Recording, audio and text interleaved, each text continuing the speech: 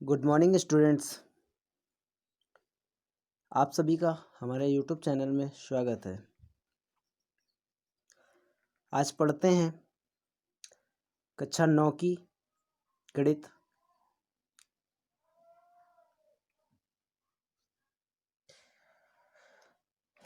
शुरुआत करते हैं आज कक्षा 9 की गणित से। आशा करते हैं सभी लोगों को सब कुछ समझ में आएगा। ध्यान से पढ़िएगा। चलिए स्टार्ट करते हैं कक्षा 9 की गणित। पहला चैप्टर है संख्या पद्धति। पहला चैप्टर है संख्या पद्धति। संख्या पद्धति में हम लोग जानते हैं संख्याएं क्या होती हैं। क्या होती हैं संख्याएं? संख्याएं हम लोग जानते हैं कि गणित में जो भी हल करते हैं या जिस भी हल करने का प्रयास करते हैं, जो भी चीज़ें होती हैं वो सब संख्याओं पर आधारित होती हैं। ठीक है, गणित में जो भी हल करते हैं, जो भी क्वेश्चंस करते हैं, वो सब संख्याओं पर आधारित होती हैं। ठीक है, अलग अलग संख्याएं, अलग अलग प्रकार की संख्याएं होती हैं। संख्याएं कई प्रकार की होती हैं, जिसमें हम लोग आज पढ़ेंगे अपने चैप्टर्स के हिसाब से। पहली है प्राकृतिक संख्याएं। प्राकृतिक संख्याएं क्या होती हैं? हम लोग जानते हैं कि जो प्रकृति द्वारा बनाई गई संख्याएं होती हैं वो प्राकृतिक होती हैं। ठीक है, जिनका प्रयोग हम प्राकृतिक संख्या वे संख्याएं होती हैं जिनका प्रयोग हम दैनिक जीवन में विभिन्न वस्तुओं को गिनने में करते हैं। प्राकृतिक संख्याएं कहलाती हैं। प्राकृतिक संख्याएं कह सकते हैं कि वे संख्याएं जिनका प्रयोग हम दैनिक जीवन में विभिन्न वस्तुओं को गिनने में करते हैं, प्राकृतिक संख्याएं कहलाती हैं। फॉर एग्जाम्पल, उदाहरण के लिए 1 2 3 4, 5 आगे भी आ सकता है, 5 6 7 8 dot dot dot dot infinitive तक। ठीक है, तो इसका प्रतीक क्या होता है? इसका प्रतीक होता है n। इसको हम n से दर्शाते हैं। ठीक है, इसका प्रतीक होता है n। ठीक, अब बात करें प्राकृतिक संख्याओं की। प्राकृतिक संख्याएं 1 2 3 4 5 होती हैं। अगर इन प्राकृतिक संख्याओं में शून्य को और ऐड कर दिया जाए, शून्य को और जोड़ दिया जाए, यानी कि जीरो से ले लिया जाए सारी संख्याएं, जीरो से जब संख्या लेंगे तो वो पूर्ण संख्याएं बन जाएंगी। क्या बन जाएंगी? पूर्ण संख्याएं बन जाएंगी। ठीक है, जानते हैं पूर्ण संख्या क्या है? तो शून्य सहित प्राकृतिक संख्याएं क्या कहलाती हैं?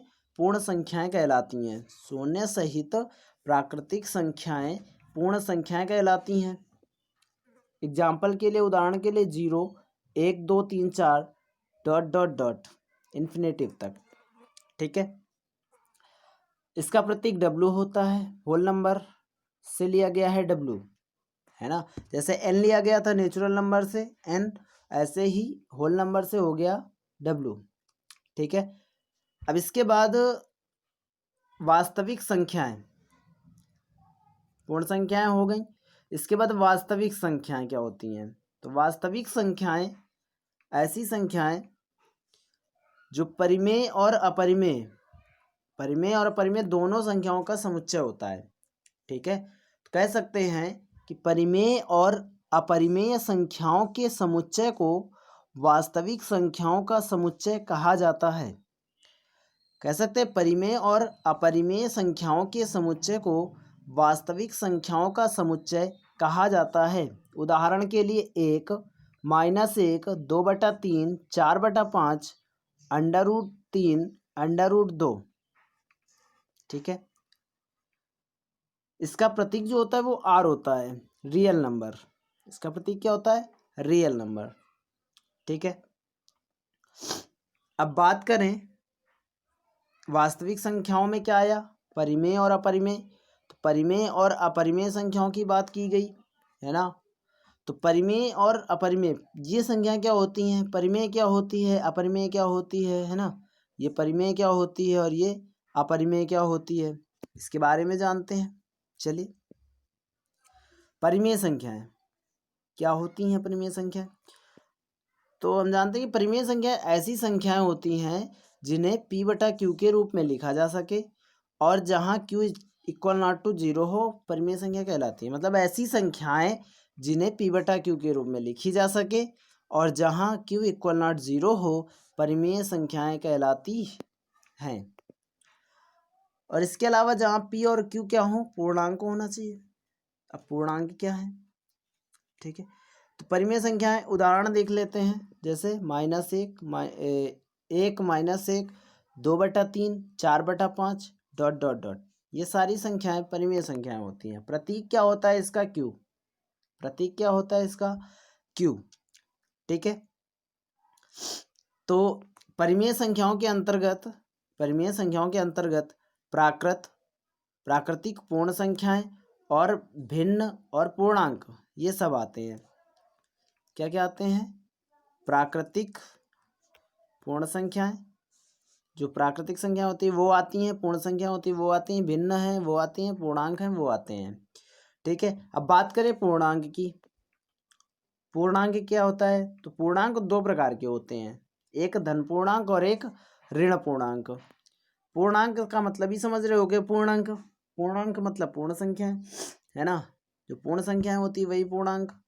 बस इतना अंतर आ जाता है, पूर्ण संख्याओं में 0 से अनंत तक धनात्मक दिशा की ओर होती हैं और इसमें क्या होता है, पूर्णांक में दो प्रकार की पूर्णांक हो जाते हैं, धन पूर्णांक और ऋण पूर्णांक। धन पूर्णांक क्या होते हैं, 1 से लेकर के आगे की संख्या सारी धन पूर्णांक में आती हैं, ठीक है।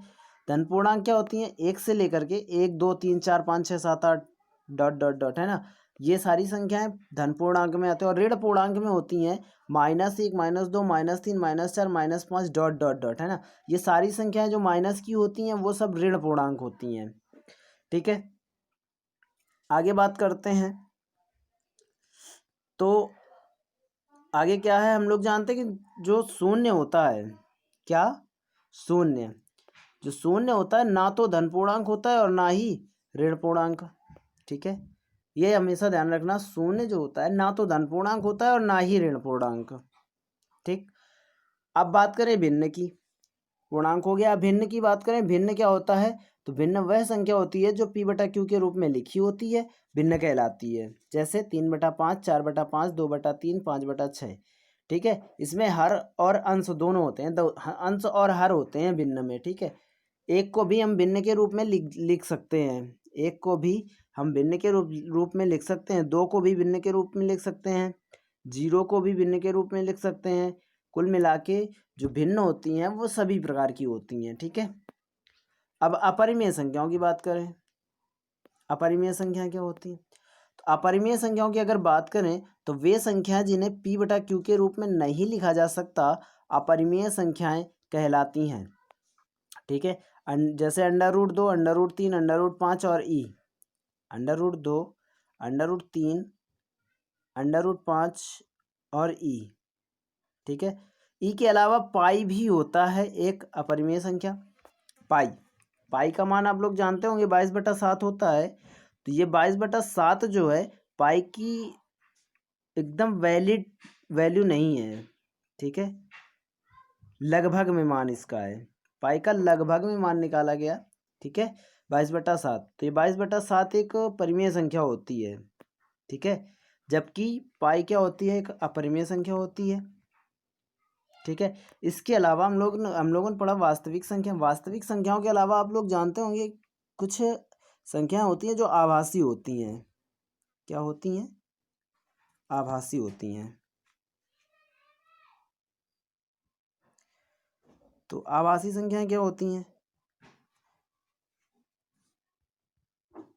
आभासी संख्याएं ऐसी संख्या होती हैं जिनकी हम कल्पना केवल कर सकते हैं। जैसे √-1, √-2, √-8, है ना, ऐसी संख्याएं ये सिर्फ कल्पना किया जा सकता है। इनको प्रदर्शित करने के लिए आयोटा का यूज करते हैं, आयोटा कहते हैं इसको, ठीक है, आई का यूज करते हैं।